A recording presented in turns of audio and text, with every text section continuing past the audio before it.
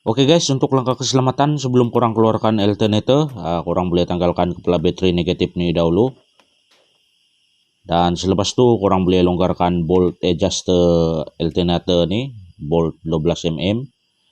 Dan korang boleh tolak ke depan alternator ni dan keluarkan belting alternator tu dari bahagian puli alternator. Dan selepas tu korang boleh keluarkan sepenuhnya bolt 12 mm adjuster alternator tu.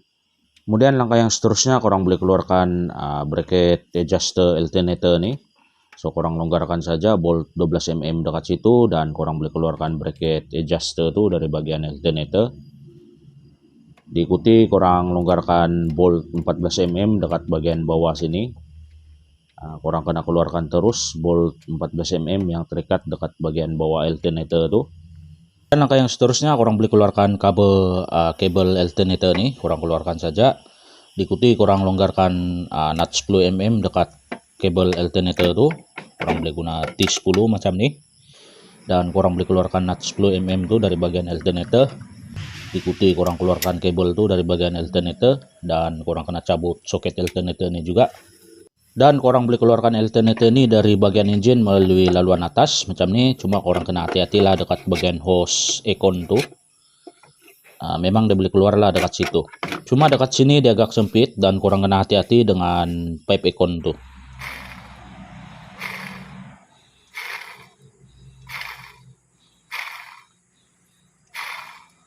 Untuk langkah yang seterusnya korang boleh keluarkan nut 10 mm yang ada dekat bagian terminal alternator ni. Korang keluarkan saja dan korang keluarkan bedah ni dari bagian terminal. Diikuti korang keluarkan ke semua bolt ataupun skru 8 mm yang ada dekat bahagian protective cap alternator ni. So korang keluarkan saja bolt 8 mm semua tu. Dan korang boleh keluarkan protective cap ni dari bagian alternator. Diikuti korang longgarkan dua skru dekat bagian IC regulator ni. So dia ada dua skru, korang boleh guna screwdriver bunga. Dan selepas tu korang boleh longgarkan satu skru yang ada dekat bagian carbon brush ni. Yang sebelah sini ni pun korang kena keluarkan. Dan selepas tu korang boleh keluarkan carbon brush tu dari bagian alternator. So dekat sini kalau carbon brush ni sudah pendek, korang diwajibkan tukar lah. Dimana apabila carbon brush sudah habis pun boleh menyebabkan alternator tidak mengecas dengan baik ataupun tidak mengecas. Dan korang jangan lupa keluarkan satu skru lagi yang ada dekat bagian IC regulator ni. Diikuti korang keluarkan IC regulator ni lah. Dan selepas tu korang boleh keluarkan ke semua skru yang ada dekat bagian rectifier ni. Korang keluarkan saja ke semua skru tu. Dia ada 4 biji skru yang korang kena keluarkan dekat bagian rectifier. Korang boleh guna screwdriver mata tambak lah ataupun screwdriver mata Phillips untuk keluarkan ke semua skru yang ada dekat bagian rectifier ni. Dengan menggunakan plier ataupun long nose, korang boleh keluarkan cooper ni dari bagian rectifier. Korang bagi dia lurus. Dan selepas tu korang boleh keluarkan rectifier ni dari bagian alternator. Dan untuk langkah yang seterusnya korang boleh keluarkan ke semua bolt dekat bagian rear bracket ni. So dia ada 2 biji bolt 8 mm dan juga 2 biji nut 8 mm. Korang kena keluarkan dari bagian rear bracket ni. So yang ni semualah nut dia tu korang kena keluarkan. Dan untuk pisahkan rear bracket ni dari bagian alternator ataupun front bracket tu korang boleh ketuk dekat bagian sini sampai dia free. Selepas tu korang boleh guna screwdriver mata leper. Korang boleh kiau-kiau rear bracket tu. Korang kiau dekat sini, korang pindah-pindah lah sampai rear bracket tu terlepas dari bagian front bracket tu. So yang ni kita ketuk lagi, cuma dekat sini korang kena ketuk dengan hati-hati, takut bracket tu ataupun rear bracket tu dia pecah. Nanti dia akan terlepas lah macam ni. Oke guys, dengan menggunakan bearing pula korang boleh keluarkan bearing ni dari bagian rotor ni. So yang ni sudah keluar. Dan yang ini adalah bearing yang baru, pastikan bearing ini sama size lah dengan yang lama tuh. Oke guys, sebelum korang pasang bearing yang baru, korang boleh lubricate dahulu bearing ini. sebab bearing ini akan bersentuhan dekat bagian sini. Dan selepas itu kurang boleh pasang bearing ini dekat bagian rotor tuh. So kurang boleh guna bearing yang lama. Bearing baru tuh kurang lapis dengan bearing yang lama. Dekat bearing lama nih kurang ketuk lah sampai bearing tuh duduk ataupun berada di tempat yang betul dekat bagian rotor tuh, sampai dia masuk lah. Dan selepas itu kurang boleh keluarkan bearing yang lama tuh. Pastikan bearing yang baru tuh duduk di kedudukan yang betul lah. Sebelum kurang pasang rear bracket nih, kurang boleh lubricate dekat housing bearing nih. Yang ini bearing akan duduk dekat sini lah. So kurang lubricate dulu. Dan langkah yang seterusnya kurang boleh pasang rear bracket nih dekat bagian front bracket dan juga rotor tuh. Tapi sebelum tuh dekat sini orang kena lihat dekat bagian cooper dia nih.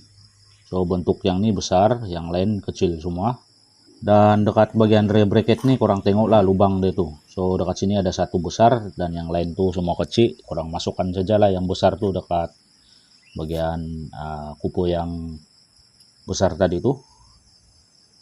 Yang lain semua lubang dia kecil-kecil, cuma yang satu itu saja besar sedikit. So kurang masukkan dan bila kurang ikut lubang tuh maknanya betul sudah lihat tuh kedudukan dia tuh. Selepas itu kurang boleh pasang ke semua bolt yang terikat dekat bagian rear bracket dan juga front bracket tuh. So dia ada 2 biji bolt 8 mm dan 2 biji nut 8 mm.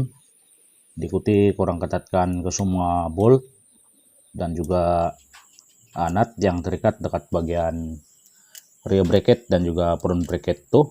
Kemudian langkah yang seterusnya kurang boleh pasang ke semua tembaga nih ataupun cooper nih dekat bagian rectifier.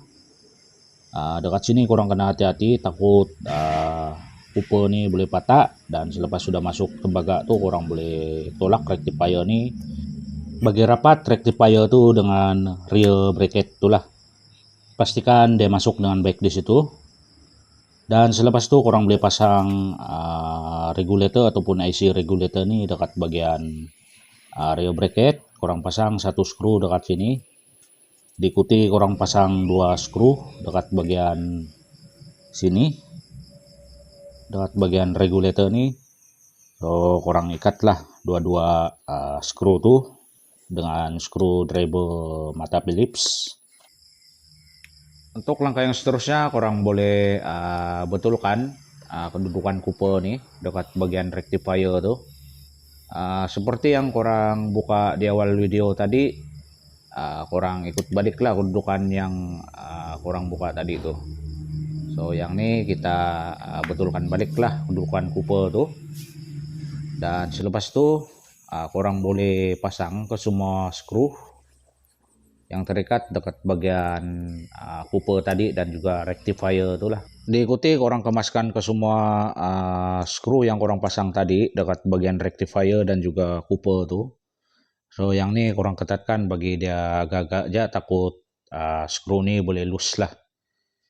Kalau sudah rasa ketat-ketat tuh kira oke sudah. Orang jangan terlampau ketat, nanti dia boleh loose, nanti di kemudian hari susah mau buka. Kemudian langkah yang seterusnya kurang boleh pasang carbon brush nih dekat bagian rotor, rectifier dan juga IC regulator tuh. Satu kaki dia nih dekat bagian rectifier, manakala yang satu lagi dekat bagian IC regulator. Dan kurang pastikan karbon nih masuk dengan baik dekat bagian rotor tuh.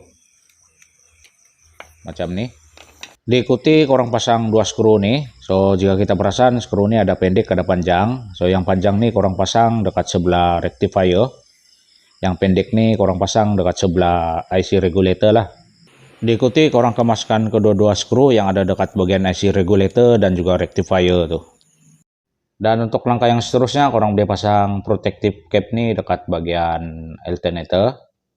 Macam nih.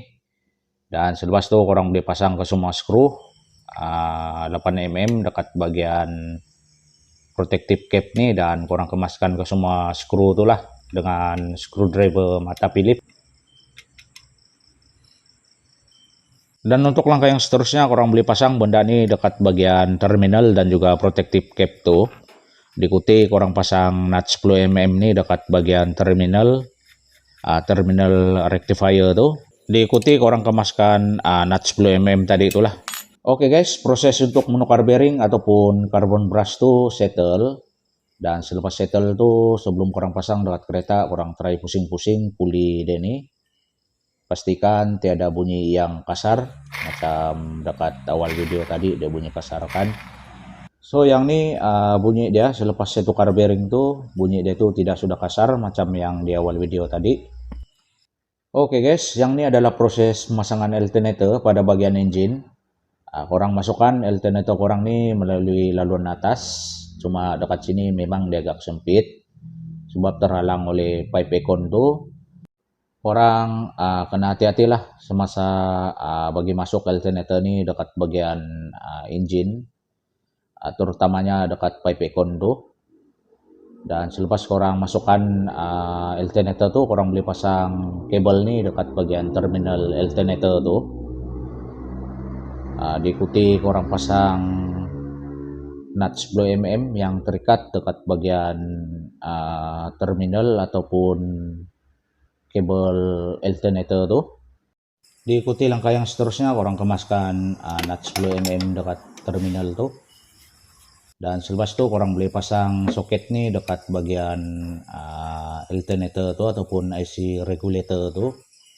Korang just masukkan saja soket tuh.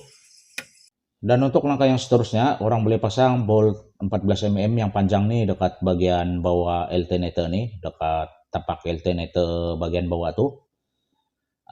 Memang agak sempit dekat kawasan nih. Korang adjust tapak dia itu, kedudukan dia itu. So korang boleh bagi masuk bolt 14 mm bagian bawah tuh sampai rapat dengan tangan dahulu. Diikuti korang ikat bolt tadi tuh, cuma korang jangan ikat sampai dia betul-betul ketat. Nanti susah mau tolak ke depan atau ke belakang alternator ini untuk bagi masuk belting tuh. Nanti belakang kalau sudah pasang belting semua baru korang kemaskan betul-betul lah bolt tuh. Diikuti langkah yang seterusnya, korang boleh pasang bracket adjuster alternator ini dekat bagian alternator dan juga bagian engine. So bolt dekat bagian engine ini korang bagi rapat dahulu dengan tangan. Diikuti korang kemaskan bolt 12 mm tuh dengan ratchet dan juga box 12 mm. Kalau tidak pun korang boleh guna spana coupling 12 mm untuk ketatkan bolt tuh. Dan untuk langkah yang seterusnya, korang boleh pasang belting nih dekat bagian puli alternator dan juga water pump tuh. Diikuti korang pasang bolt adjuster untuk bagian alternator nih size 12 mm. Bolt nih korang jangan ketatkan terus sebab kita mau adjust lagi lah ketegangan belting untuk bagian alternator. Dengan menggunakan besi, korang boleh tolak alternator korang nih ke belakang untuk adjust sama ada kendur ataupun tegang belting tuh. Korang cek ketegangan dia itu, pastikan ketegangan dia itu sesuai. Kalau terlampau tegang pun dia boleh bunyi.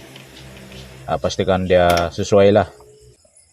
Diikuti korang kemaskan bolt adjuster 12 mm dekat bagian alternator tuh. Dan selepas itu korang boleh pasang balik kepala baterai ini dekat bagian baterai. Dan yang ini kita akan tes lah, tes start sama ada dia bunyi lagi atau tidak selepas tukar bearing tuh.